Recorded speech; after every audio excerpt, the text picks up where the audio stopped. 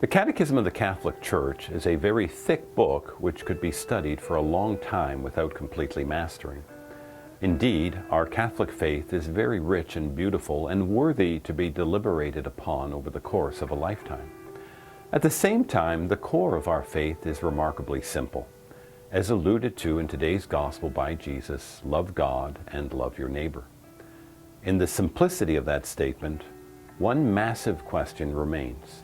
Namely, what is love? The short answer to that question is also revealed to us in sacred scripture.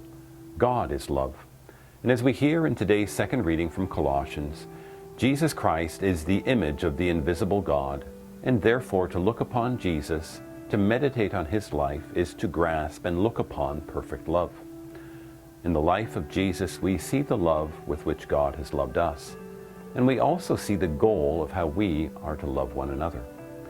Pope Emeritus Benedict XVI pointed out that the fathers of the Church interpreted the parable of the Good Samaritan from a Christological perspective.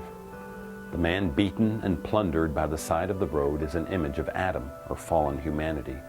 It is each of us in a state of being devoid of grace and vulnerable to our own human weakness. The priest and Levite who pass by represent man-made cultures and religions over the centuries, which in and of themselves do not have the power to save. The Samaritan, the one who was a foreigner and completely other from the beaten man, represents Jesus, who in his divinity completely transcends our human nature, but who nonetheless became one of us in order to touch and heal our broken condition.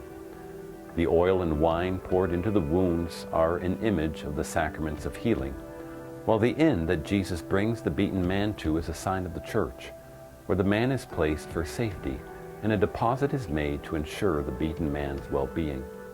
In summary, the parable of the Good Samaritan is the story of God's love for us. He saw our vulnerability and brokenness and was so moved that he became one of us in order to heal and restore us in his grace. While the depth and magnitude of God's love prompts us to respond with praise, adoration, and gratitude, it also becomes the goal and measure of our own life.